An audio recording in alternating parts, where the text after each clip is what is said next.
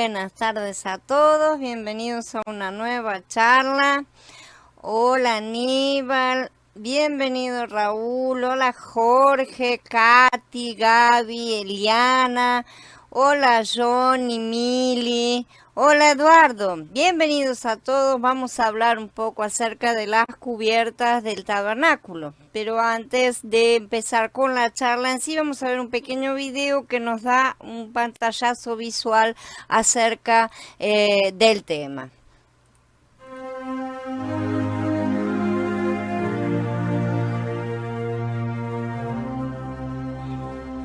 Haz el tabernáculo de 10 cortinas de lino fino. Estas cortinas deben decorarse de azul, púrpura y carmesí, con figuras de querubines primorosamente bordadas en ellas. Cada cortina debe tener 12 metros y medio de largo por 1,80 m de ancho. Todas las 10 cortinas deben tener la misma medida. Une 5 de estas cortinas y forma un juego. Luego, une las otras 5 cortinas y forma un segundo juego. Haz lazadas de cordón azul en la orilla de la última cortina de cada juego. Las 50 lazadas a la orilla de un juego deben ser idénticas a las 50 lazadas a la orilla del segundo. Luego, haz 50 corchetes de oro, con los cuales enlazarás los 2 juegos de cortinas, conformando así el tabernáculo. Haz cortinas de pelo de cabra para cubrir el tabernáculo. 11 cortinas harás. La longitud de cada una será de 13,30 metros de largo por 1,80 m de ancho. Estas 11 cortinas deben tener exactamente la misma medida. Y unirás 5 cortinas aparte y las otras 6 cortinas aparte. Y doblarás la sexta cortina en el frente del tabernáculo. Coloca 50 lazadas en la orilla de la cortina, al borde en la unión, en cada juego, y sujétalas con 50 corchetes de bronce. De esta manera, los 2 juegos formarán una sola cubierta. Una mitad adicional de la cortina de esta cubierta del techo colgará a espaldas del tabernáculo, y la cubierta colgará unos 45 centímetros adicionales en cada lado. Encima de estas cubiertas coloca una capa de pieles de carneros teñidas de rojo, y encima de estas una capa de pieles de tejones. Esto completará la cubierta del techo. Bueno, más o menos tenemos la idea visual acerca de lo que vamos a ver, que son las 4 cubiertas, ¿no es cierto? Entonces, la primera es llamada el tabernáculo en sí. Formarás el tabernáculo, dice con la primera de ellas. La palabra en hebreo es Mishkan, ¿no es cierto? Que significa tabernáculo, tienda, morada, un lugar donde se habita. Deriva de shakan, que es una raíz primaria que significa descansar, habitar, permanecer, posar y similares, ¿no es cierto? El segundo, ¿sí? Las que estaban hechas de pelo de cabra, es llamado la cubierta o la tienda, según las traducciones, pero lo más correcto es tienda verdaderamente, de acuerdo a su utilización en muchos otros lugares de las escrituras, donde se utiliza para mencionar todas las tiendas en las cuales habitaban los israelitas. La palabra hebrea es yeriá, ¿sí? Que significa cortina, como algo que se mueve con el viento, o sea, algo colgante, algo que nos indica mucho los formatos de las tiendas árabes, que todavía se pueden ver en la actualidad. Son siempre cortinas abiertas y se cerraban normalmente a la noche para cuando se iban a dormir, ¿no es cierto? Esta palabra deriva de la raíz yará, que significa propiamente ser domado por la fuerza. Sin embargo, la unión de todas las cortinas de esta segunda cobertura nos da como resultado el ojel.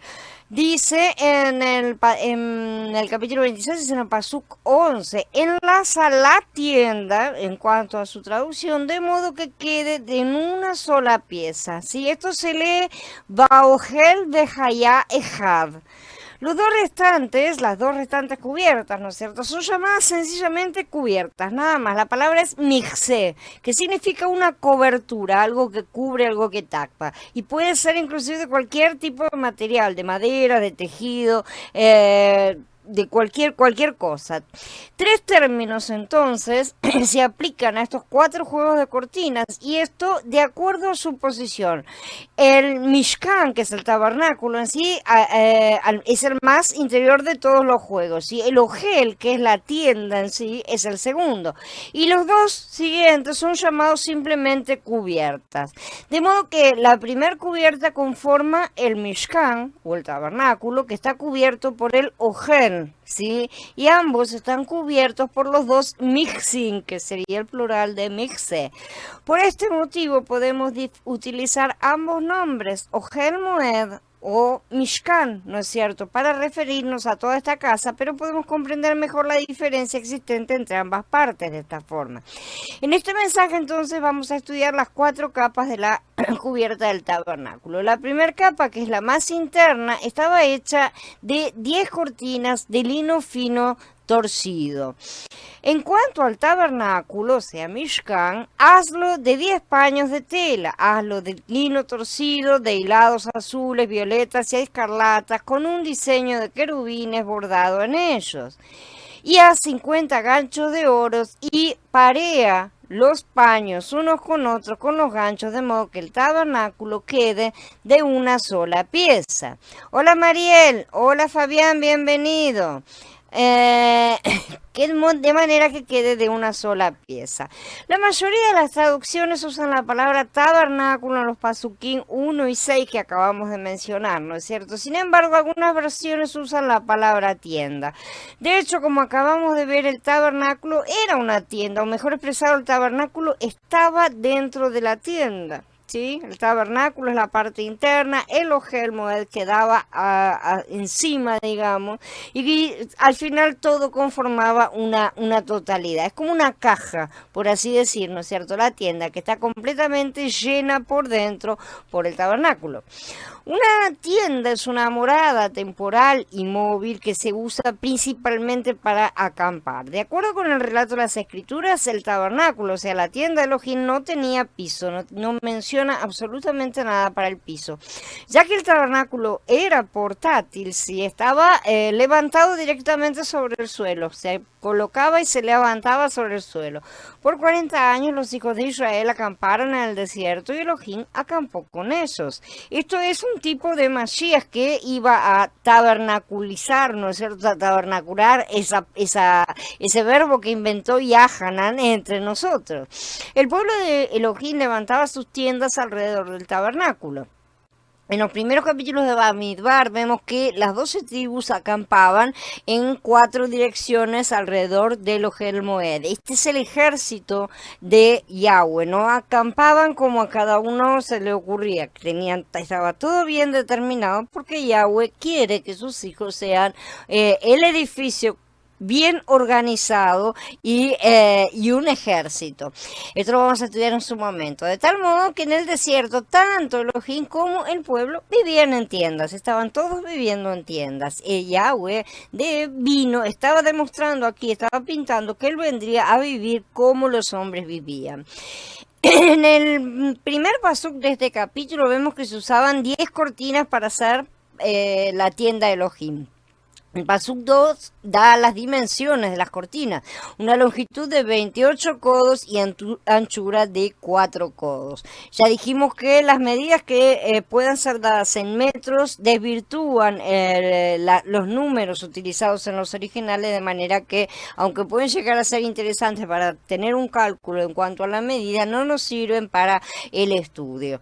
Estas 10 cortinas estaban agrupadas en 2 grupos de 5 cortinas cada una. El pasuk 3 dice: 5 cortinas estarán unidas una con la otra y las otras 5 cortinas unidas una con la otra.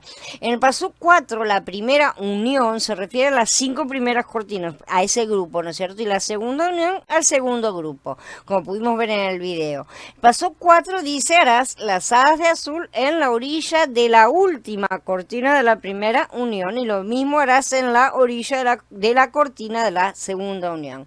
La última cortina cortina. En cada grupo se refiere a la orilla, ¿no es cierto?, de la misma.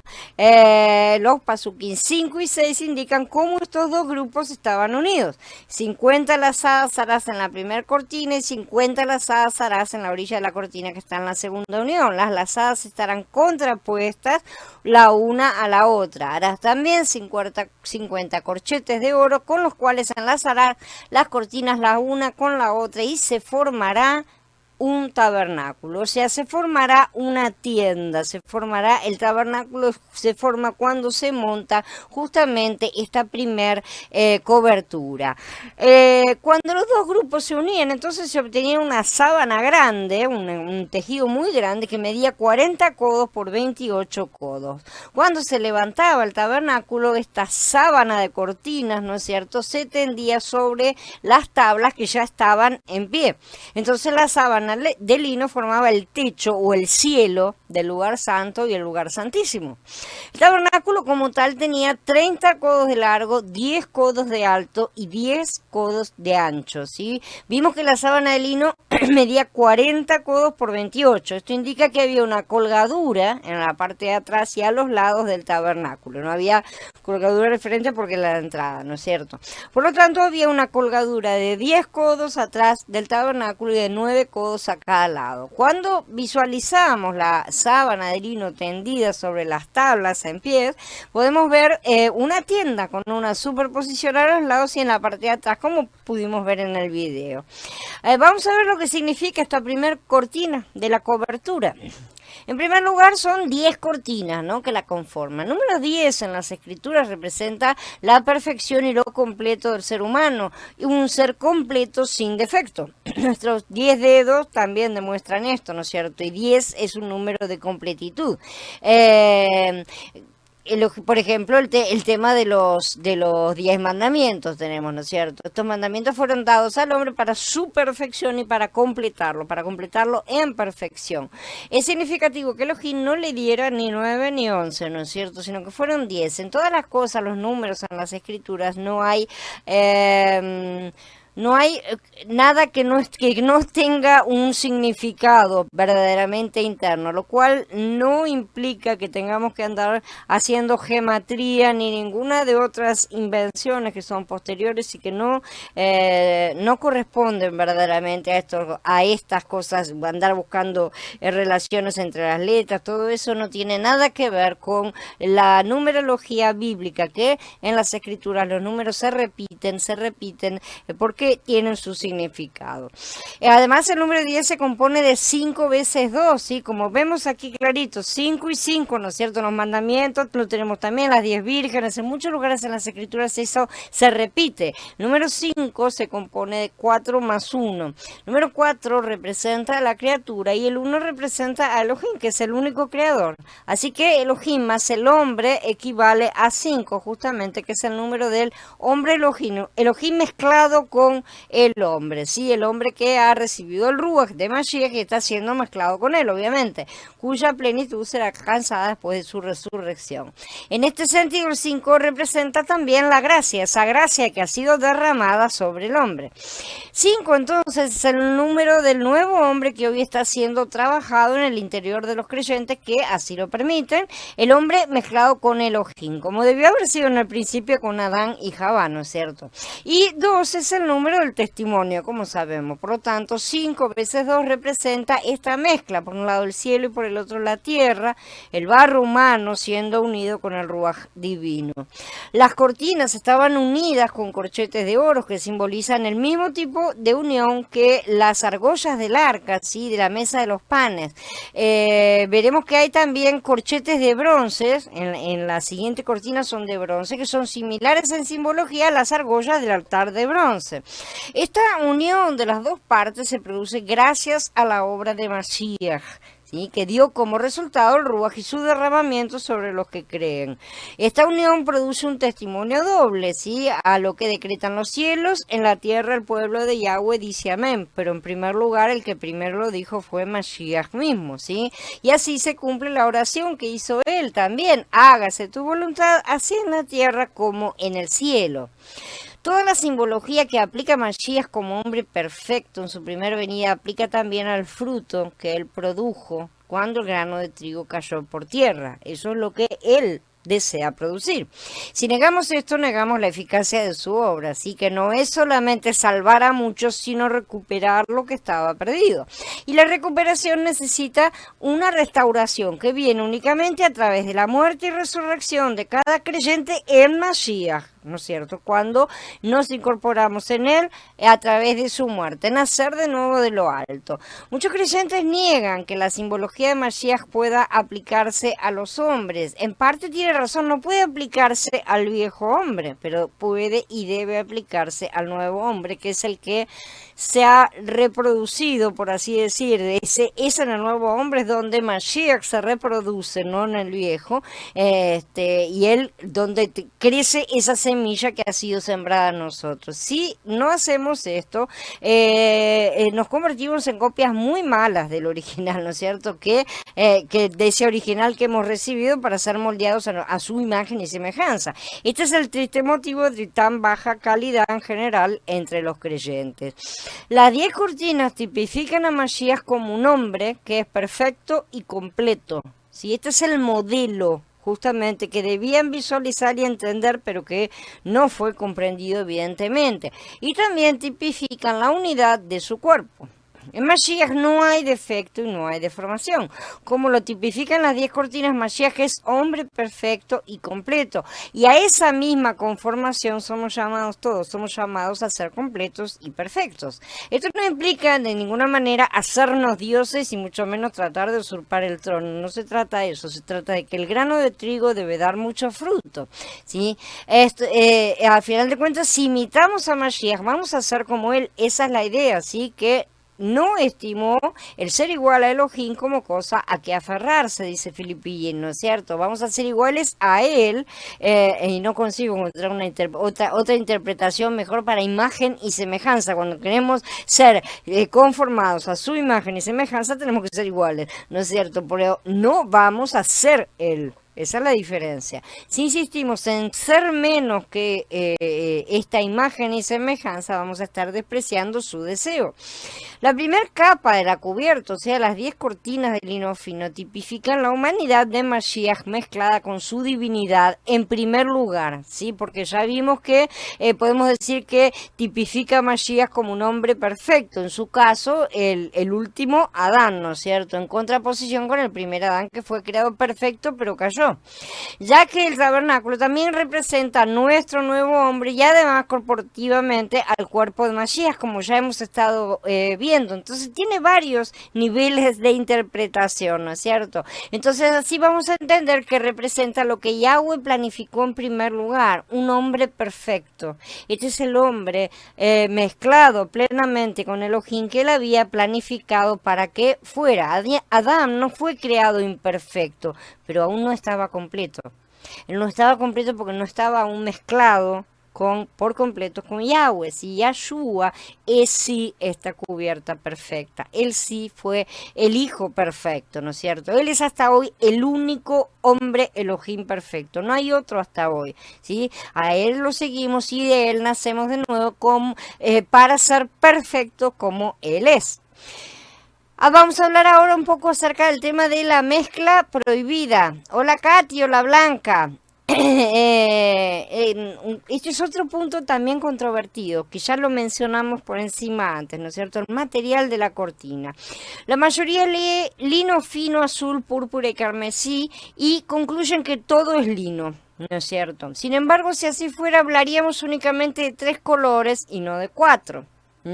Porque si todo fuera lino no tendríamos 4 colores sino 3. Si la mención lino fino indicara el material y las demás palabras solamente indicaran colores, unificando todo bajo el material lino, nos faltaría el color blanco, cosa que nadie ha pasado por alto jamás. El color blanco sí está siempre, o sea, son 4 colores que estamos hablando acá, así que siempre se han tenido en cuenta, nadie los ha dejado de lado. Por el contrario, las interpretaciones judaicas indican que aquí se elaboran estas cortinas con una mezcla que para los hombres es prohibida, pero no sería la primera vez que esto sucede. Vamos a ver más adelante que la mezcla de incienso, por ejemplo, utilizada en el tabernáculo, estaba también prohibida para el uso personal, ¿no?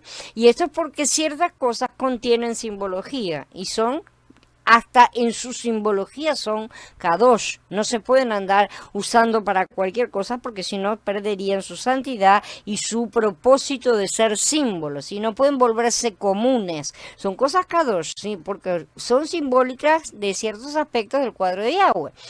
Otros interpretan que la cubierta era de lino fino y que los 3 colores eran utilizados en los bordados de los querubines, ¿sí? O sea, no descartamos esta posibilidad. Esta sería una cubierta de lino fino y los 3 colores en los bordados y nada más. No decimos que no tampoco a esto, pero todavía se mantiene en ella la mezcla de estos materiales, de cualquiera de las dos maneras. En el Ojel Moed encontramos entonces aplicada una mezcla que está terminantemente prohibida a los hombres, como dijimos, mezclar lana con lino. La lana es animal, ¿no es cierto? Y el lino de origen vegetal, y cada una representa la naturaleza de Mashiach en diferentes aspectos de su hombre Elohim. La lana es el cuerpo físico y el lino es el cuerpo espiritual.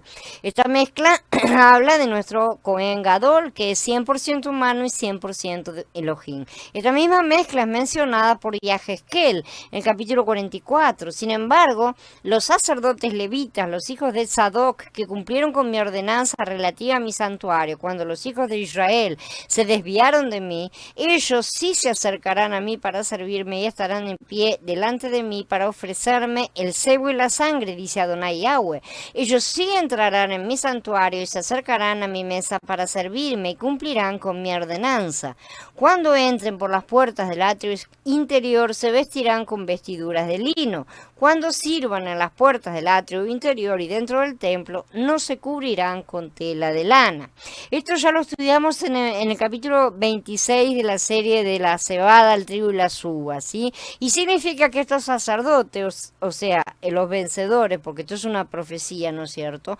Cuando sean levantados como las primicias, tendrán cuerpos espirituales como el que tuvo Yahshua después de su resurrección y aparecerán ante otros como personas normales, como con sabiduría, con acciones normales, ¿no es cierto? Y manifestarán la gloria de Elohim a los demás en el atrio exterior, ¿no es cierto? Vestidos con ropas de lana, como dice Yahezkel. Esto quiere decir que se manifestarán como seres humanos, como Yahshua cuando se apareció a todos los apóstoles en diferentes oportunidades, ¿no es cierto? Él se vestía, por así decir, con ropas de lana. Esto es un símbolo de que asumía una forma corporal completa, ¿no es cierto? De hecho, Yahezkel 44 deja claro que cuando los vencedores ministran a otros que aún están en la carne, ¿no es cierto? La gente que está en el atrio externo, deben dejar su ropa de lino primero, es decir, su cuerpo espiritual, su cuerpo glorificado. Cuando salgan al pueblo, al atrio exterior, se quitarán las vestiduras con que habían servido y las dejarán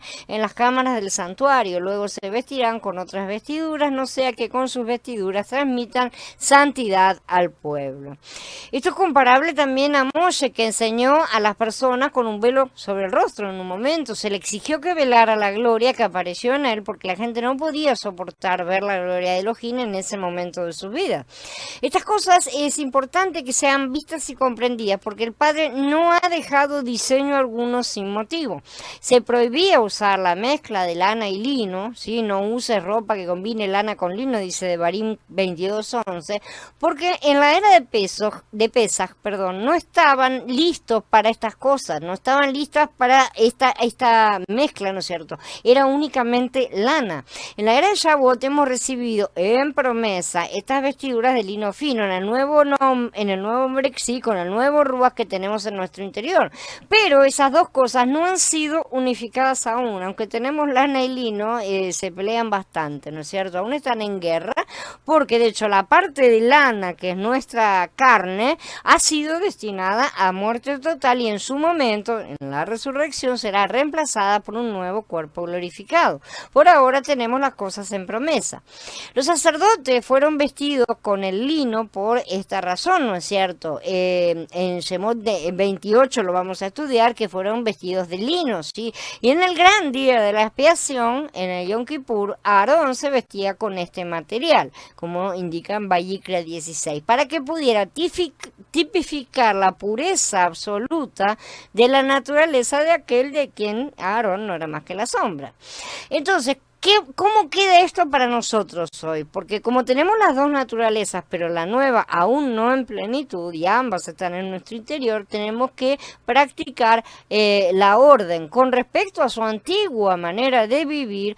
Despójense del viejo hombre que está viciado por los deseos engañosos, pero renuévense en el espíritu de su mente y vístanse del nuevo hombre que ha sido creado a semejanza de Elohim en justicia y santidad de verdad. Tenemos que tomar nuestra vestidura de lino y revestirnos de la justicia de Mashiach, ¿no es cierto? Y andar en el Ruach y no andar en el viejo hombre que es la carne. Solo podemos predicar a otras personas, o sea, ministrar, como dice, cuando salen a ministrar a otras personas, los sacerdotes, cuando nos quitamos nuestras ropas de lana, al revés, ¿no es cierto? Cuando cortamos la carne, hablamos en el Ruach, que es nuestro nuevo hombre, es decir, cuando nos vestimos con nuestras ropas de lino, porque solo así se manifiestan los frutos del Ruach. Los frutos del Ruach no se pueden manifestar en la carne, no crecen en la carne, son frutos del Ruach, se manifiestan en el Ruach. Entonces, cuando los vencedores reciban, de hecho, los nuevos cuerpos, ese cambio de lana a lino va a ser completo y ellos también van a poder alterar el uso de unos y otros como Yahshua lo hizo. Hoy todavía estamos en figuras y nosotros también somos sombras de lo que todavía tiene que venir. No tenemos que olvidarnos eso, ¿sí? Como muchos creen que todo ha sido consumado cuando Mashiach solo consumó una parte de su obra y aún hoy trabaja para que se complete el resto, no para que se consume en sí, ya lo consumó, pero tiene que ser aplicado, si no es aplicado no termina de funcionar.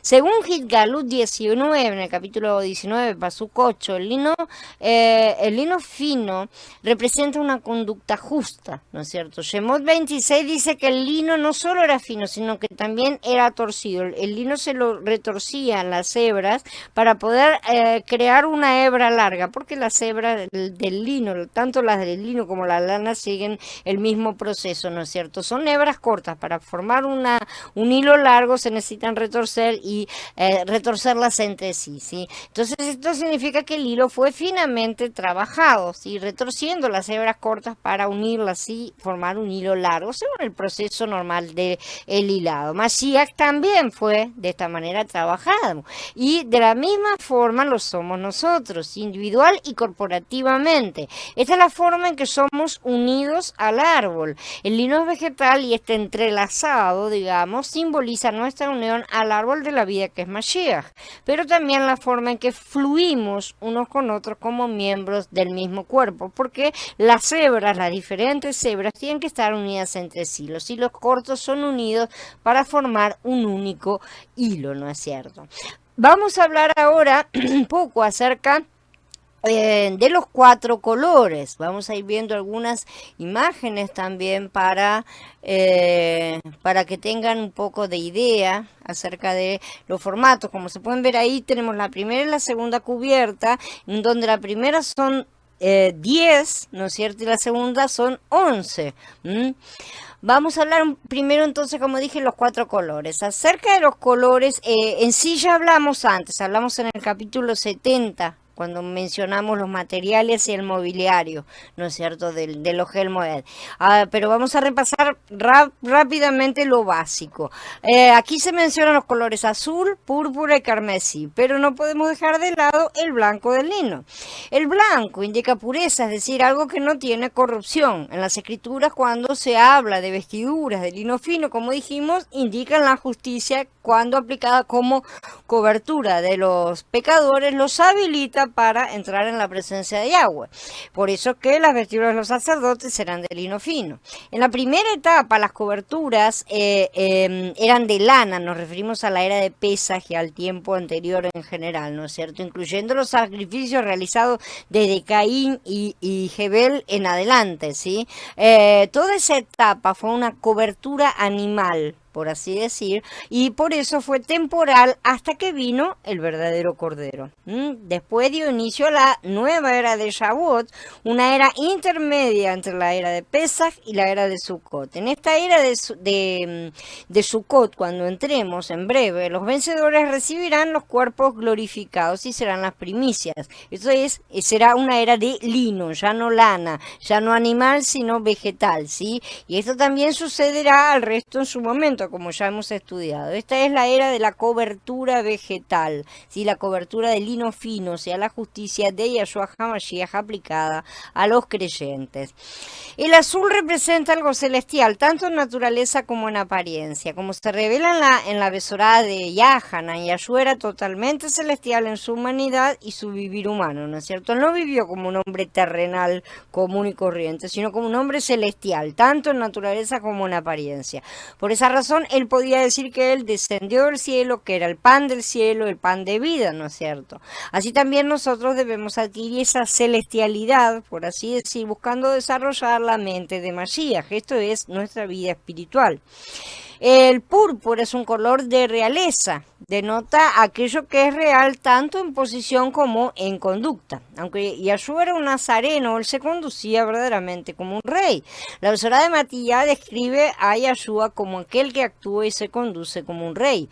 Nosotros hemos sido llamados a ser reino de sacerdotes, un reino que debe ejercer toda la autoridad que alguna vez fue entregada al hombre a través de Adán. Estamos practicando, evidentemente, en este momento para el momento de la plenitud de esa entrega, pero ese es el objetivo que el Padre tiene de recuperación de todo. El carmesí es un color rojo oscuro, ¿no es cierto? Este color representa el pecado y también el derramamiento de sangre para la redención. Y Yeshaya en el capítulo 1 habla de los pecados de la gente que son como son rojos como el carmesí, ¿no es cierto? Esto demuestra que el carmesí representa el pecado. Sin embargo, como se ve en la Besorá de Lucas, el carmesí también representa el derramamiento de sangre para la redención de los pecadores. Por lo tanto, el carmesí es la primera capa de la cubierta del tabernáculo. Sí, en la primera capa, perdón, de la cubierta del tabernáculo, que va encima de la cubierta de la segunda, representa el derramamiento de la sangre de Yahshua para la redención. La segunda representa el pecado y por eso lo cubre. Aquí también podemos ver la totalidad de la obra de Mashiach, entonces, siendo mezclado con su humanidad, y de la misma forma podemos ver cómo todo eso se debe aplicar a cada uno de los creyentes. Querubines de obra de un bordador, ¿no es cierto? El Pasuk 1 también habla de estos querubines de obra primorosa. Los querubines representan la gloria de Elohim manifestada, como ya lo hemos dicho. La gloria de Yahweh es Yahshua. ¿Dónde estaba la gloria de Yahshua? Allí estaban los querubines. La primera mención que tenemos de ellos es al cerrar el acceso al jardín del Edén, ¿no es cierto? En breve vamos a estudiar la cortina que separaba el lugar santo del lugar santísimo también, que era igual a esta cubierta. Es exactamente igual, y también la cortina de entrada al tabernáculo también tenían querubines. Este fue el velo que fue el de la cortina, ¿no es cierto? El velo que se menciona es el velo que fue rasgado con la muerte de Yahshua, indicando que la carne había sido eliminada y un hombre había podido penetrar en el Edén, justamente en el lugar santísimo, con total derecho. Fue reabierta esa entrada, por eso la cortina fue rasgada y los querubines fueron sacados. Ya no es necesario proteger esa entrada, porque esa entrada ha sido abierta, ¿sí? De esta manera se abre camino para todos los que nacen de nuevo por la fe en Yahshua. De esta manera los querubines que guardaban el acceso a la gloria fueron retirados. Ya no están guardando ese acceso. Ellos han estado esperando y observando todas estas cosas desde el principio. En el libro de Yahezkel también vemos que los querubines son criaturas vivientes que guardan la gloria de Elohim. Cuando Yahshua estuvo en la tierra, él como hombre era una criatura, ¿no es cierto? Manifestando la gloria divina, manifestándola de la forma plena, completa y perfecta que Mashiach tuvo, ¿no? Las escrituras revelan que Mashiach es tanto el creador como una criatura en su encarnación. Según Colosenses 1:15, Mashiach es el primogénito de la creación, como hombre genuino, porque fue hombre genuino, y Yeshua tenía un cuerpo de sangre, carne y huesos. Era indispensable que tuviera un cuerpo genuino para poder derramar la sangre. Entonces, estos son justamente los elementos de un ser creado. Por lo tanto, en su humanidad, Mashiach era una criatura, pero una criatura sobre la cual se manifestaba la gloria de Elohim en plenitud. Y este es el significado de los querubines bordados en estas cortinas de lino.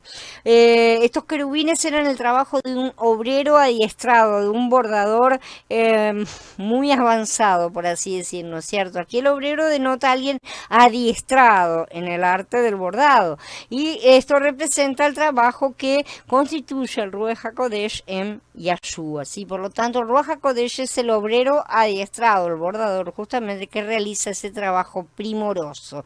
Hoy el Ruach está haciendo ese bordado en nosotros, por así decir. Esa tarea de bordado se aplica a nosotros, y él usa muchas agujas grandes y pequeñas para lograr su trabajo. Vamos a ver un poco las medidas. El Pasuk 2 dice que las cortinas tenían 28 codos de largo y 4 de ancho. Dijimos esas medidas. El número 28 se compone de 4 veces 7, donde 4 es el número de la criatura y 7 es el número de la perfección divina. 4 es también el número de la plenitud de la tierra, como se ve, por ejemplo, en los 4 confines de la tierra, los 4 puntos cardinales, los 4 vientos, los 4 evangelios. O sea, muchas cosas que siempre representan la plenitud de la tierra. En este sentido, las dimensiones de las cortinas denotan la perfección exhibida en plenitud en la tierra. Eso es la perfección completa de este tabernáculo. Por otro lado, el largo de cada cortina también representa la perfección de Yeshua como un hombre Elohim, y lo mismo aplica a nosotros, ¿sí? En cuanto a la mezcla de Elohim con el hombre que él determinó desde el comienzo, mezclarse en sus vasos, ¿no es cierto?, que de barro van a llegar a ser de piedras preciosas. En la novia completada, en la nueva Jerusalén, todo es oro y piedras preciosas. La mezcla de Elohim, o sea, el oro con el hombre, las piedras preciosas que han sido preparadas por el propio Yahweh, porque no hay nada que hagamos nosotros, a través de Mashiach. 10 cortinas multiplicadas por 4 codos nos dan el número 40. En las escrituras el 40 puede ser un número positivo. Tal vez el uso más impresionante de este número con respecto a Moshe, por ejemplo, que se quedó con Elohim en la montaña por 40 días. Ahí tenemos un aspecto sumamente positivo de este número 40. Vimos que el número 40 representa normalmente las pruebas y la disciplina. Es casi siempre visto de este modo. Los 40 días que Moshe estuvo en la montaña fueron una prueba también, tanto para él como para el pueblo de Israel. El pueblo de Israel no superó esa prueba, sabemos, aunque Moshe sí fue aprobado. Esto implicó justamente que fueran después probados durante los 40 años que vagaron en el desierto, fueron castigados con seguir vagando ese tiempo. Ya dijimos que más que prueba, en el sentido doloroso y negativo que los hombres le dan, se trata de toda situación que debemos atravesar para nuestro crecimiento. Esto ya lo estudiamos, para nuestro mezclarnos con él. Esto indica que como un hombre, Yeshua fue probado porque debía ser perfeccionado en todo. Yahweh era un Elohim perfecto ya, ¿no es cierto? Sin duda, pero le faltaba experimentar la humanidad para hacer todo en todos. No lo había experimentado, entonces era lo que le faltaba para ser más perfecto todavía, por así decir, si fuera posible.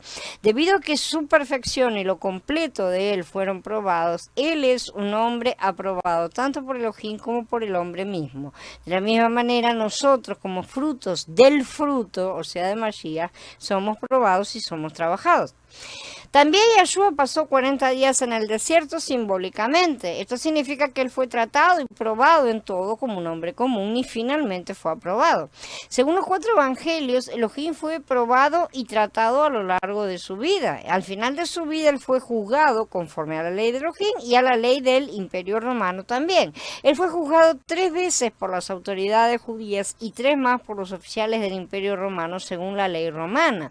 Por lo tanto, durante durante la última noche de su vida fue probado 6 veces, pero no se halló ningún mal en él. Él fue totalmente aprobado. Así que él era un número 40 perfecto. Él pasó perfectamente por la prueba. En lo que a Yahshua se refiere, este número es sumamente positivo. El Pasuk 3 dice: 5 cortinas estarán unidas una con la otra y las otras 5 unidas una con la otra, ¿no es cierto? Por lo tanto, dijimos que teníamos 2 grupos de 5 cortinas cada una y que el 5 es el número de Elohim mezclado con el hombre, ¿no? Entonces, 5 cortinas unidas una a la otra representan una vida completamente entrelazada con Elohim. Estos 2 grupos representan el testimonio y la gracia que existe en el cuerpo. Una sola cortina no puede formar un grupo, sino que esta se formaba con 5 cortinas. Y acá se implica, acá empieza a aparecer la parte corporativa. No es solamente unidades. Él hace hincapié en que sean 5 cortinas unidas. Podía haber dicho tejan una grande, ¿no es cierto? Pero no, eran 5 cortinas unidas, ¿no es cierto? 4 más 1, cada una siguiendo a la otra. Este testimonio es doble, como dijimos, y ya que estos 2 grupos representan 2 cosas iguales, porque esas 2 partes son iguales, es decir, 2 mezclas de hombres con Elohim, podemos concluir que se trata de los 2 testigos de Yahweh, las 2 casas de Israel, Judá y Efraín, siendo unidas en el cuerpo a través de Yahshua. No podemos incluir en estas cortinas los que no creen aún en Yahshua, como el Mashiach Salvador, evidentemente, ¿no es cierto? Como el Hijo de Elohim. Los que no creen en Yahshua simplemente no son salvos. Eso es lo que dicen las Escrituras, ¿no? Pero eso no impide que puedan hacerlo en el futuro, obviamente, ¿no? Entonces por eso oramos e intercedemos. Algunos no creen en nada, otros creen que fue un profeta, ¿sí? Ninguna de estas 2 posturas salva, verdaderamente. Estas personas, aunque tengan apariencia creyente, guardando rituales y demás, permanecen fuera del atrio. Todavía están fuera del atrio, en el desierto. Ni siquiera tienen derecho a entrar al atrio porque son como gentiles en este sentido. Yahshua es justamente esa puerta de entrada. Las hadas de azul y corchetes de oro. Sí, ¿no es cierto? Teníamos estas 50 lazadas de azul en cada orilla de cada cortina, ¿no es cierto? Y estas representan la necesidad de unidad entre estas 2 partes. Las cortinas fueron elaboradas en 5 partes y después unidas, después fueron cosidas entre sí, ¿no es cierto?, para formar estos 2 grupos, y estos 2 grupos estaban unidos por corchetes de oro y lazadas de azul. Dice Yahezkel en el capítulo 37, le dirás así que así ha dicho Adonai Yahweh. Miren, yo tomo la vara de Yosef que está en la mano de Efraín y las tribus de Israel, sus compañeros, y la pondré junto con la vara de Yahudá. Los haré, una sola vara y serán una sola en mi mano. Y les dirás que así he dicho Adonai Yahweh, miren, yo tomaré a los hijos de Israel de entre las naciones a las cuales fueron, los reuniré de todas partes y los traeré a su propia tierra. Haré de ellos una sola nación en la tierra, en los montes de Israel, y todos ellos tendrán un solo rey. Nunca más serán 2 naciones, y ni nunca más estarán divididos en 2 reinos. No se volverán a contaminar con sus ídolos, ni con sus cosas detestables, ni con ninguna de sus transgresiones. Yo los salvaré de todas sus rebeliones con que han pecado y los purificaré. Ellos serán mi pueblo y yo seré mi Elohim.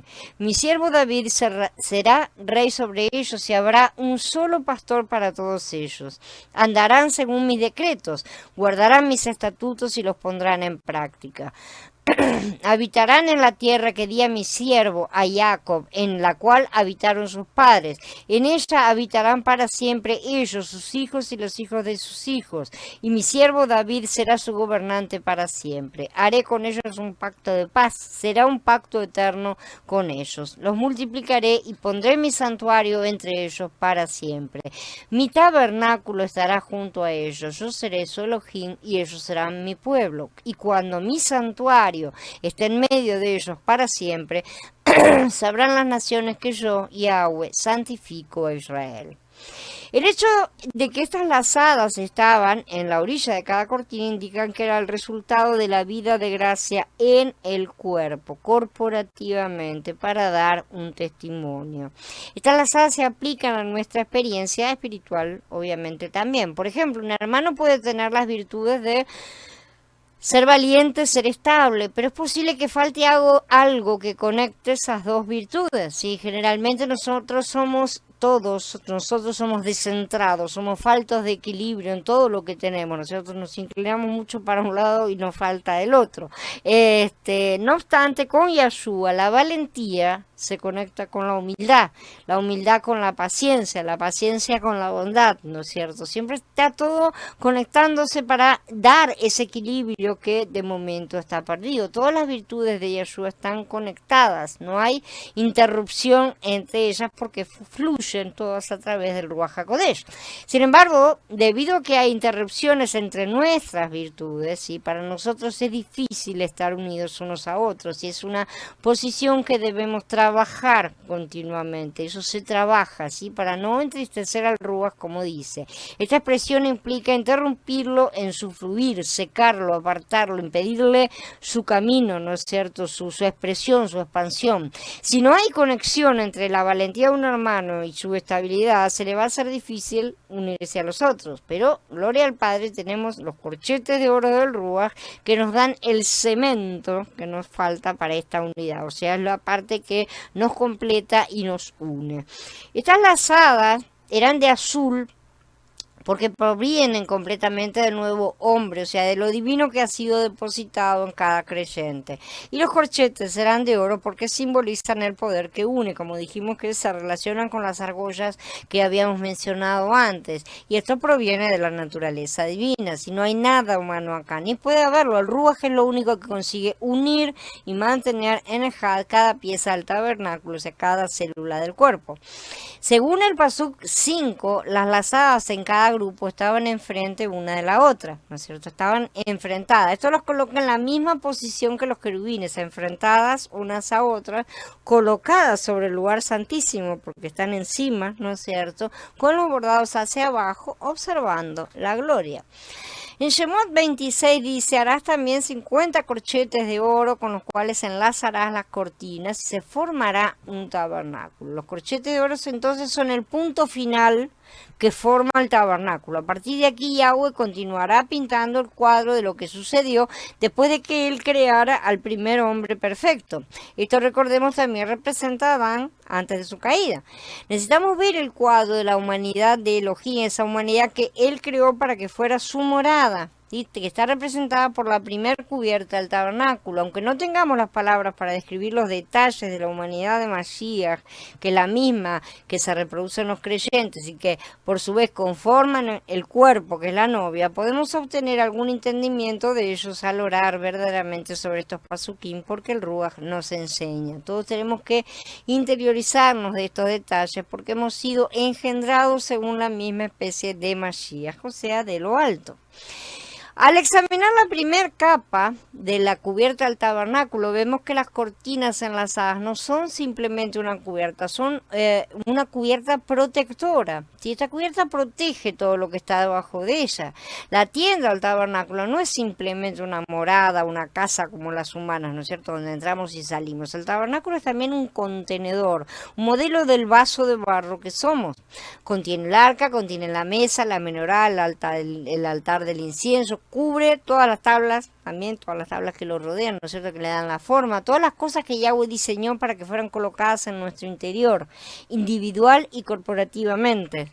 Ya que las tablas nos tipifican y están cubiertas por las cortinas, podemos decir que la primera capa de la cubierta nos cubre, nos protege y nos abraza completamente, porque no se ven desde afuera las tablas. Esta fue la cubierta protectora que Yahweh colocó sobre la humanidad en su creación. Estaba completamente cubierta en ese momento. Testamento. Así que la humanidad de Yahshua nos cubre, nos protege y nos abraza por completo. Diariamente estamos bajo la cubierta de la tienda de Elohim y somos protegidos por ella. También somos abrazados por esta cubierta, incluso estamos dentro de ella. Entonces aquí bajo la cubierta, la protección y el abrazo de Yahshua, disfrutamos a Mashiach como el arca, como la mesa de pan, como la menorá, ¿no es cierto? En ese mezclarse con Elohim que tenemos y que podemos disfrutar. Vamos a hablar acerca de la segunda capa. Harás asimismo cortinas de pelo de cabra para una cubierta sobre el tabernáculo. 11 cortinas harás. La longitud de cada cortina será de 30 codos y la anchura de cada cortina de 4 codos. Una misma medida tendrán las 11 cortinas. Esta segunda capa es una tienda que cubre la primera capa. Como vimos, la primera es el tabernáculo propiamente dicho, ¿sí? El tabernáculo es esa primera parte. Grabémonos este punto porque es básico para comprender el cuadro que Yahweh está pintando aquí. El tabernáculo estaba hecho de 10 cortinas, ¿no es cierto? Pero la segunda capa está hecha de 11 cortinas y cada una mide 30 codos por 4 codos, la otra medía 28, ¿no es cierto? La primera capa entonces era el tabernáculo, la segunda la tienda, que es el ojel. Entonces observemos el cuadro. Yahweh creó un tabernáculo que debía ser su morada, ¿no es cierto? Donde debía haber muchas cosas hermosas. La mejor de todas estaba en el centro, que es su propia presencia, ¿no es cierto? Entonces él extendió su capa sobre el tabernáculo, de la misma manera que se menciona en varios lugares que es la forma de buscar, proponer casamiento, ¿no es cierto? Por ejemplo, el caso de Ruth, en el cual ella extiende, se echa a dormir a los pies de Boaz y cuando él se levanta extiende su capa sobre ella en señal de que le está pidiendo matrimonio, o cuando Yahweh mismo indica que él descubrió a Israel en el desierto, ¿no es cierto?, perdida en su sangre, y él le extendió el manto de casamiento encima. Eso es lo que simboliza esta primer cobertura, ¿no es cierto?, que él extiende sobre el tabernáculo que estaba ahí abierto en la tierra. Este hombre que él crea para ser su morada. Entonces esto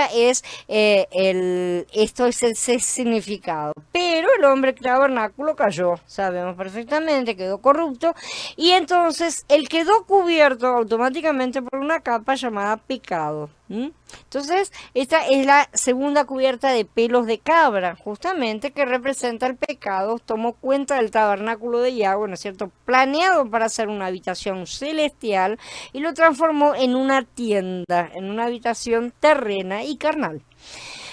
11 cortinas.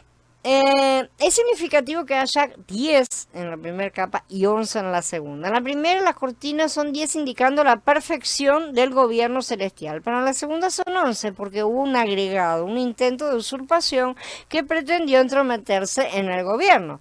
Como vimos, 10 es 5 veces 2, ¿sí? Y 5 se compone de 4 más 1, Elohim mezclado con el hombre en doble testimonio. Pero aquí tenemos un intruso, ¿sí? Lo que nos lleva al número 11, número que, como muchos saben, pueden, si no investigan en Google, es un apreciado, muy apreciado por los seguidores de Hasatán en cualquier versión. En las escrituras, 10 es el número entonces de la perfección y lo completo, que aquí es aplicado a la mezcla de Elohim con el ser humano. 12 es el número de la perfección en la administración divina. El número 11 está en el medio, entre el 10 y el 12, ¿no es cierto? Es más que lo completo del ser humano y menos que la perfección de la administración divina. Es un ser humano que desea trascender y convertirse en Dios por sí mismo, y es un gobierno que ha caído. ¿A quién representa esto? Literalmente a Adán, ¿sí? Que trató de convertirse en Dios porque se fue la tentación justamente, y él procuró obtener eso que Hasatán le estaba diciendo, ¿no es cierto? Evidentemente deseó ser como Dios, usurpar ese lugar, ¿no es cierto? Comió por eso la fruta, y es un gobierno que ha caído porque literalmente perdió toda la autoridad que había recibido. Entonces de la unión de estos dos nace el ser humano caído, justamente, que es la humanidad actual, de la cual formábamos parte hasta hace poco, ¿no es cierto? Espiritualmente formábamos parte de ella. Y espiritualmente también hemos dejado de formar parte de esa humanidad caída. Por lo tanto, el número 11 en las escrituras indica algo pecaminoso, ¿sí? Por un lado indica algo que tiene demasiado en cuanto a lo completo del ser humano, al humanismo, y por otro lado algo que está corto de la perfección de la administración divina, o sea, representa a Hasatán justamente. Este número indica pecado. Las 10 cortinas que formaban la primera capa del tabernáculo muestran a Yahshua como un ser humano completo y perfecto, ¿sí? Y como lo que debía haber sido Adán también en la humanidad en general. ¿Sí? Él es el verdadero número 10, un concepto que ha sido banalizado en nuestras épocas a través del fútbol, ¿no es cierto? Ya que en él no hay defecto, no hay deformación, no hay falta, no hay exceso. Es perfecto, por lo tanto, todo fruto que produce debe ser igual a él según su especie. La segunda capa de la cubierta, por el contrario, tipifica un aspecto muy diferente. En esta capa no hay nada azul, púrpura, carmesí, no hay nada bordado. En lugar de eso hay 11 cortinas de pelo de cabra. Según la mayoría de los historiadores, esta era una capa de color marrón oscuro a negro, ¿sí? Una capa que no tenía ninguna belleza. Algunos la hacen de una capa de pelo blanco de cabra, pero la mayoría de las cabras son manchadas en lo normal y producen un color marrón oscuro a muy oscuro, dependiendo, ¿sí? Y no puede ser representado por una capa de pelo blanco, porque el blanco indica pureza justamente, entonces no tiene ningún sentido que la capa de pelo de cabra sea representada con un color blanco. Entonces esta fue colocada sobre el tabernáculo humano, o sea, sobre el hombre en su caída. Lo primero que notaron Adán y Jabá fue que estaban desnudos. Una capa se había interpuesto entre ellos y la visión celestial que ellos tenían de Elohim. O sea, ellos veían, pero se interpuso algo de repente. Ellos antes hablaban con Yahweh cara a cara, pero en ese momento ya no pudieron ni siquiera enfrentarlo ni estar delante suyo y se escondieron. Esta capa de pecado ocultó por completo la belleza de Yahweh al mundo. Y este es el significado en cuanto al cuadro de Yahweh. Pero en cuanto al cuadro que representa la obra de Mashiach, aquí se muestra cuando él fue hecho pecado también, ¿no es cierto? Esta es la forma que adquirió Mashiach en la tierra cuando entregó su cuerpo como rescate por muchos. Al que no conoció pecado, por nosotros lo hizo pecado, para que nosotros fuésemos hechos justicia de Yahweh en él, dice Korintim Bet en el capítulo 5. Las 11 cortinas de pelo de cabra significan que Mashiach fue hecho pecado por nosotros y sufrió el juicio que nos estaba reservado. Por eso estas cortinas estaban unidas con corchetes de bronce.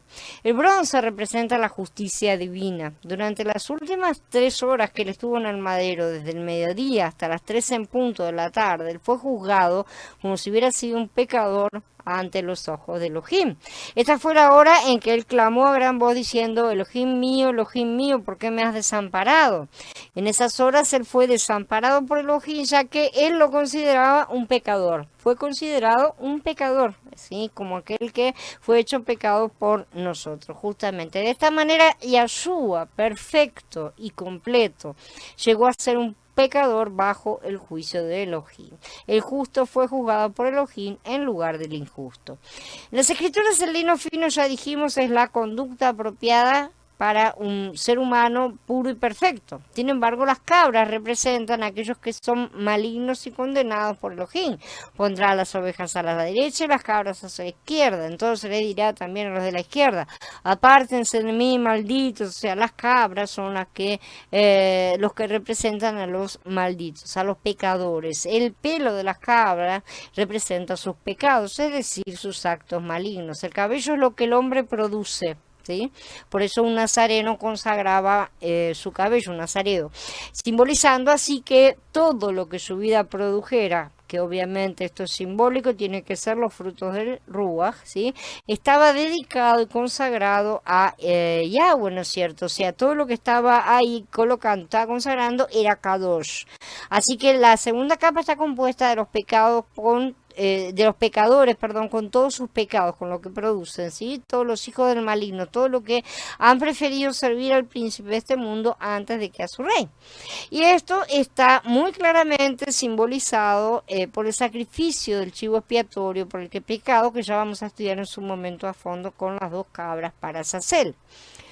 Después de examinar el número de cortinas de las primeras 2 capas, entonces pasamos a sus medidas. En la primera había 4 codos de ancho cada una. Cuando se unían las cortinas de la primera capa, formaban un rectángulo de 40, ¿no es cierto? De estos 40 codos, 20 cubrían el lugar santo, 10 cubrían el lugar santísimo y 10 colgaban por la parte de atrás del tabernáculo, ¿sí? Cubriendo así también la parte trasera.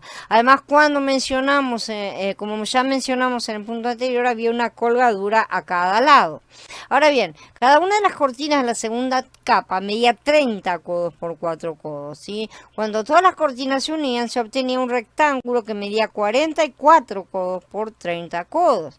Esta segunda capa cubría completamente y tenía un excedente encima de la primera capa, escondiendo por completo su belleza. No se veía nada. Una hermosa capa estaba completamente cubierta. Según el paso 9, la sexta cortina estaba doblada en el frente de la tierra, así que servía de protección y refuerzo. Busqué por todas partes, pero no encontré ninguna imagen que pudiera representar eso y no termino de entender cómo es que se doblaba exactamente. La colgadura en la parte trasera cubría así completamente la primera capa, ¿no? Entonces, con la segunda capa de la cubierta había una colgadura de 10 codos, lo cual ya excedía en un codo de cada lado, porque la primera tenía una extensión, una colgadura de 9, ¿no es cierto? Esto significa que ninguna parte de las cortinas de lino estaba expuesta al sol, al viento, a la lluvia, es decir, no estaba en contacto con ninguno de los elementos, ninguno de esos poderes de este mundo, de los gobernadores de las tinieblas, los poderes celestiales, o sea, el ejército de los cielos.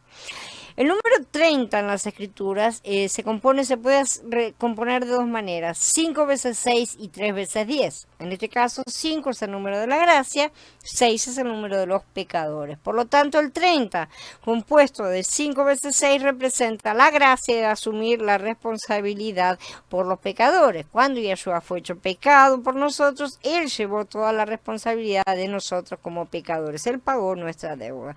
Sin embargo, cuando el número 30 se compone de 3 veces 10, representa la vida de resurrección en lo completo del ser humano. Si el Adón Yeshua, aquel que fue hecho pecado por nosotros, está lleno de vida, de resurrección en su humanidad. Y en la humanidad completa de Mashiach, ¿no es cierto?, representada por el número 10, vemos justamente esta resurrección, que es una realidad plena en nuestras vidas. Tenemos que realmente estar impresionados, tenemos que prestar mucha atención a estas 2 primeras capas, a lo que representan verdaderamente. La primera capa es Yeshua en sí mismo como ser glorioso y maravilloso, que es lo que Abba planificó para el ser humano. Todos debíamos haber sido espontáneamente, por así decir, Yeshua desde el comienzo, pero tuvo que suceder, bueno, sucedió todo lo que sucedió y Él tuvo que venir a reparar lo que se había roto. Él es el que, subiendo a lo alto, llevó cautiva la cautividad y dio dones a los hombres. La segunda capa significa que el que es maravilloso fue hecho pecado por nosotros, ¿sí?, en sustitución nuestra. En el cuadro de la humanidad representa a Adán, el hombre que fue creado para ser perfecto pero cayó y quedó cubierto por el pecado, incapaz de salir de esa condena por sí mismo, no tenía forma, y solo pudo cuando fue reemplazado por el último Adán. Gloria a Yahweh por Yeshua HaMashiach, que nos liberó de esta muerte, ¿no es cierto?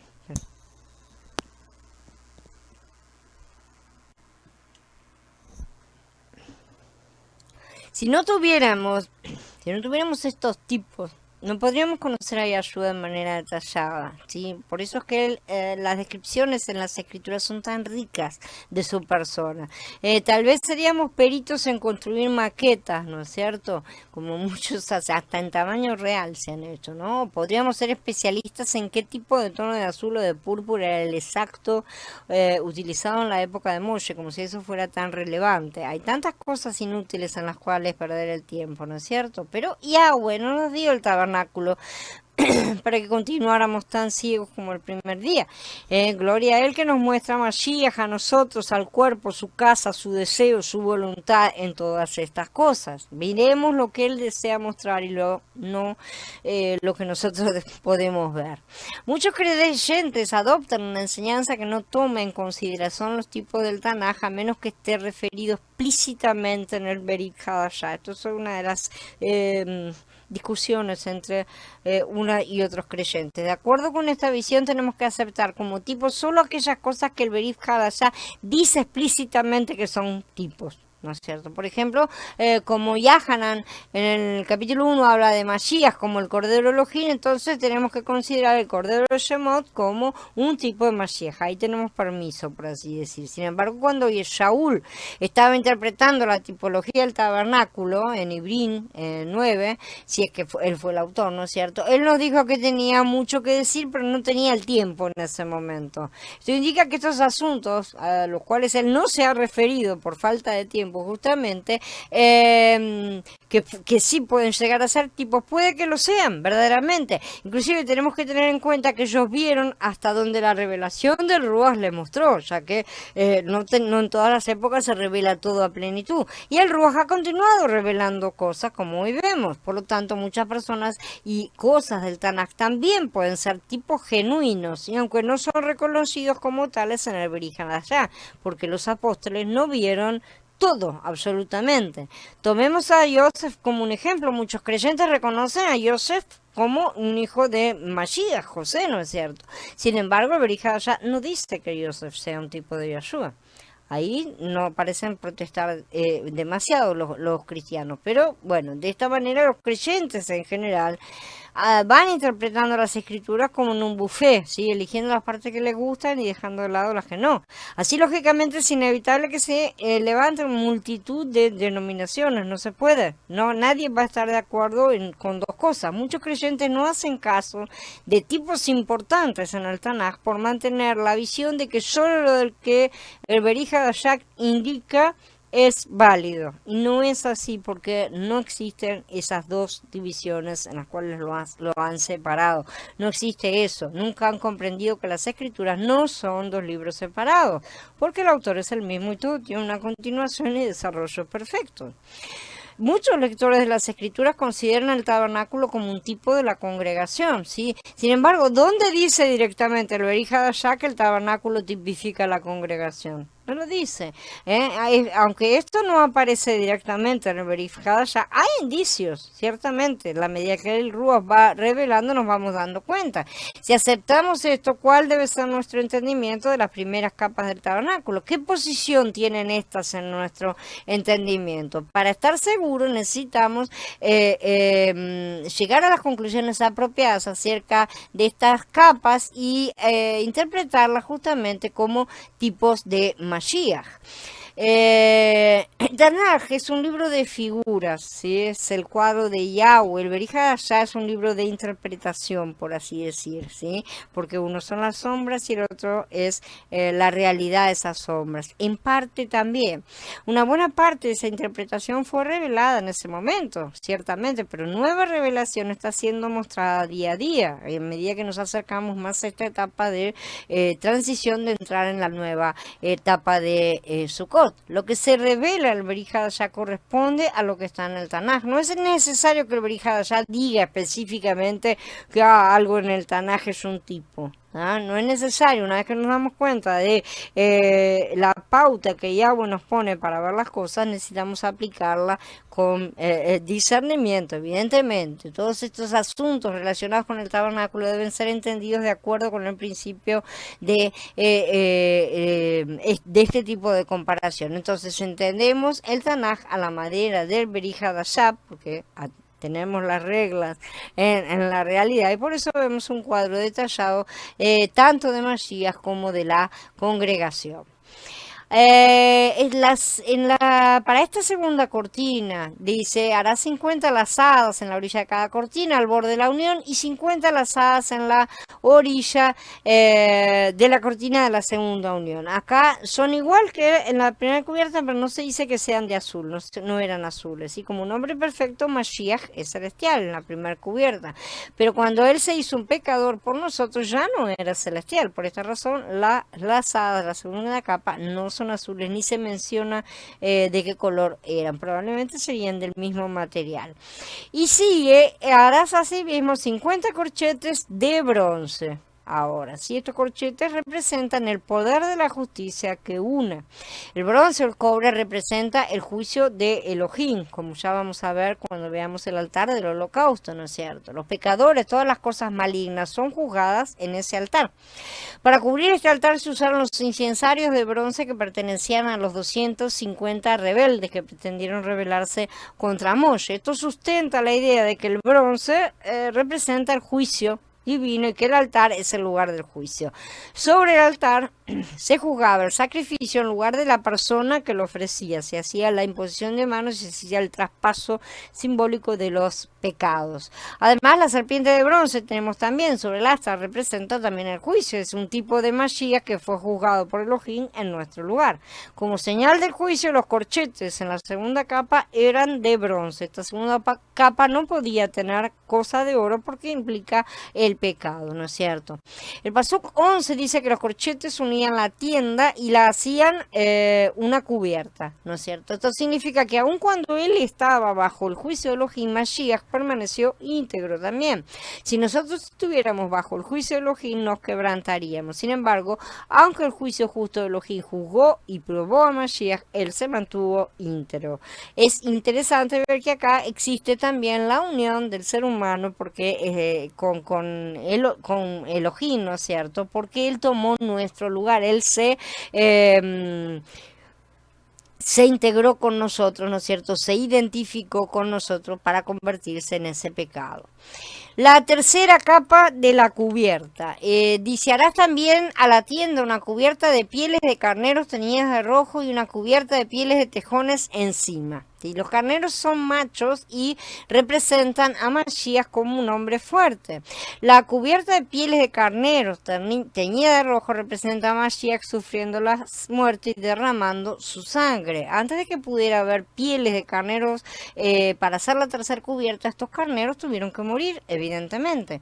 Además, las pieles de carnero estaban teñidas de rojo. Esto no es un tejido, estos son pieles de los animales. Esto representa el derramamiento de la sangre a fin de obtener la redención. Este tipo de curtido es como las actuales pieles de Marruecos que pueden buscar en Google, así, pieles de Marruecos, donde se tiñen las pieles ya sin pelos y después son unidas, son cosidas entre sí y forman una capa de cuero fino.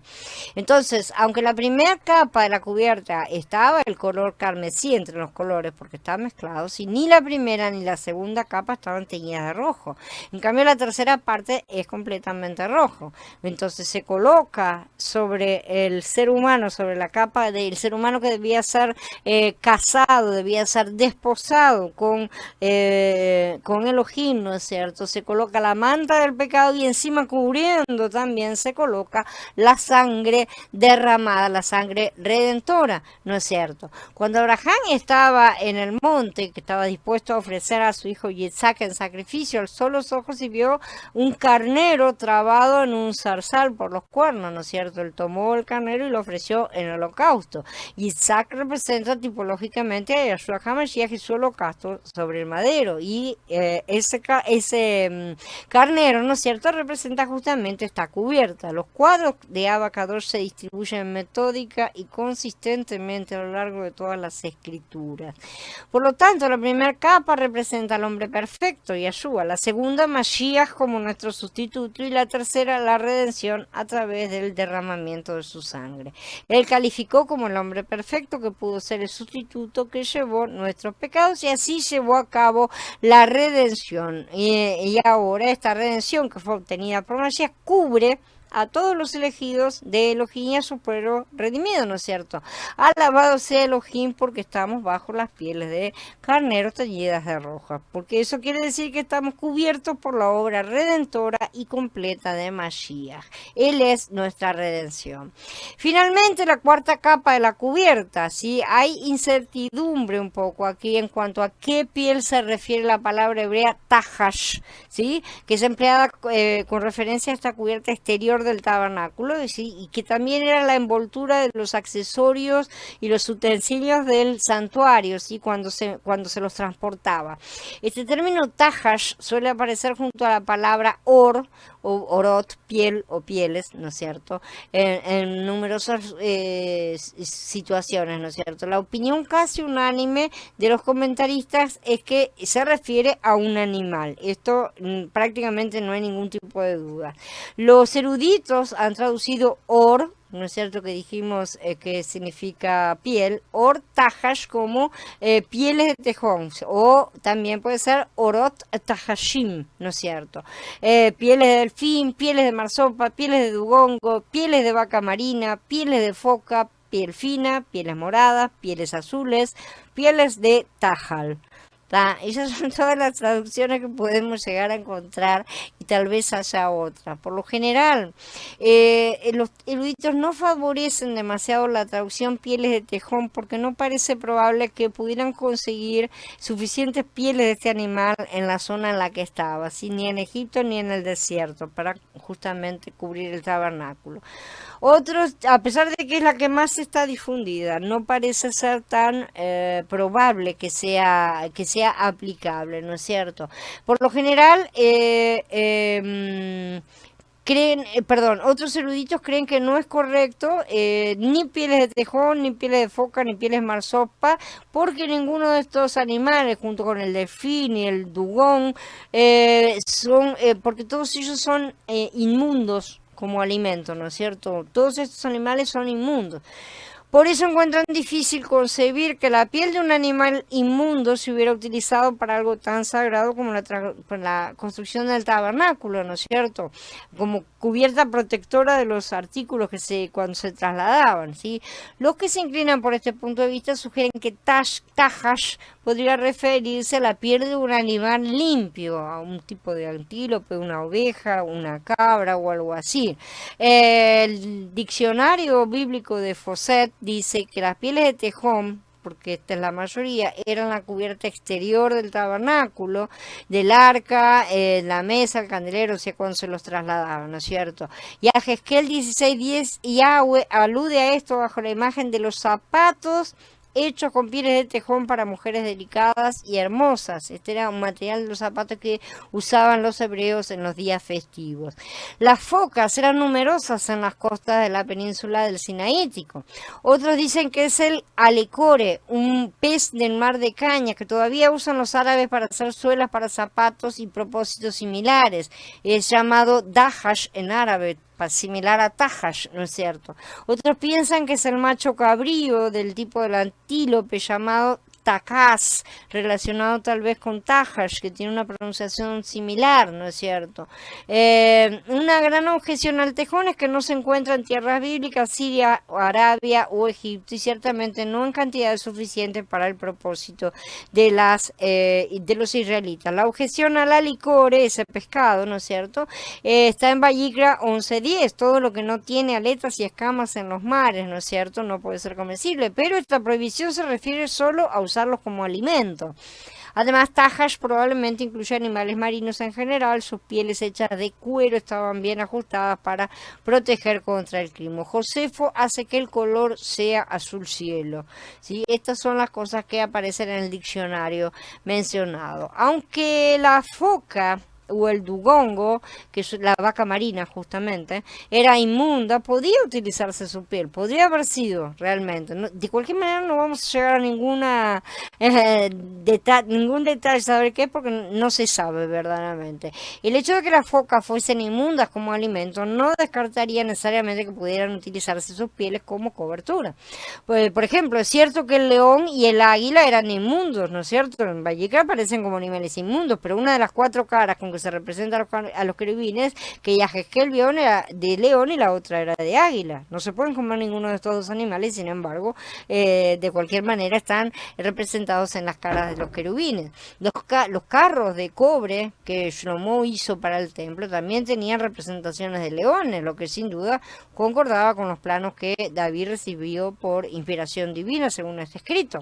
Los israelitas usaron animales inmundos como los asnos, como montura, y no hubo ningún problema. No se los comía, no se puede comer, pero el hecho de que sean inmundos para ser comidos no quiere decir que sean inmundos para otro tipo de propósito, ¿no es cierto?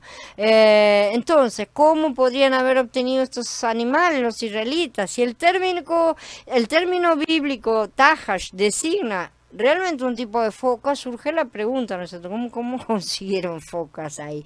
Pero en la actualidad todavía pueden encontrarse focas frailes en algunas zonas del mar Mediterráneo, que con el transcurso de los siglos, lamentablemente, el hombre, como tantas cosas, ha reducido sensiblemente la población de focas que están ahí, pero en tiempos bíblicos probablemente abundaban en mayor cantidad.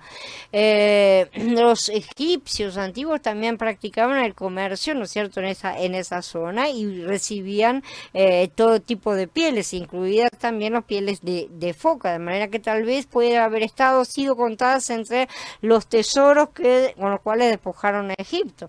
Sea como fuera, aunque no sepamos de qué animal se trata, esta última cubierta era fuerte y era resistente, siendo de cuero de animales, verdaderamente. Esto tipifica a Mashiach como el sello final, como la brea del Ohel Moed, que es también un símbolo del arca en el cual entramos para atravesar las aguas de la muerte, como ya estudiamos en el estudio de Bereshit, de Génesis, en el capítulo 16. Como el que venció la muerte es nuestra cubierta protectora que nos aísla de todo lo que puede afectarnos en este mundo. Eso no quiere decir que tendremos una vida de blanduras y que si nos pasa algo malo, algo habremos hecho, ¿no es cierto? Nos salimos de esa cobertura o algo así. Mashiach no pidió que fuéramos sacados del mundo, porque nuestro crecimiento depende de las situaciones adversas en las que somos colocados para eliminar nuestra carne. Pero ningún daño habrá para los que en él creen, ciertamente, porque estamos bajo la cubierta de la sangre, la cubierta aislante que nos protege de las aguas de la muerte. De esta manera, entonces, hemos visto cómo tenemos 4 capas, una producida por la vida vegetal y 3 por la vida animal. La primera capa de la cubierta se origina de la vida vegetal, y así era todo en el comienzo, verdaderamente. Las otras 3 vienen de la vida animal. Después de la caída comenzó el problema, ya lo primero que fue instituido fue el sacrificio, ¿no es cierto?, animal, y ya se instituyó la muerte. La muerte es el salario del pecado, y la muerte también contaminó a la tierra porque fue perdido su dominio, ¿no es cierto?, que lo tenía Adán originalmente. El lino fino viene de las plantas, pero las cabras, los carneros, los tejones, focas o lo que sea, son todos animales, ¿sí? Esto muestra que la vida del hombre está en obtener el árbol de la vida, ser injertados en él como debió haber sido desde el principio, pero desde la caída surgió la muerte y debió ser reparada la transgresión con más muerte, la de Yeshua, a fin de que la muerte pudiera ser vencida y eliminada. La vida de Mashiach se compone de la vida vegetal para vivir y producir, también de la vida animal para redimir. Bueno, habiendo terminado, ahora quedo a disposición de ustedes para preguntas, comentarios.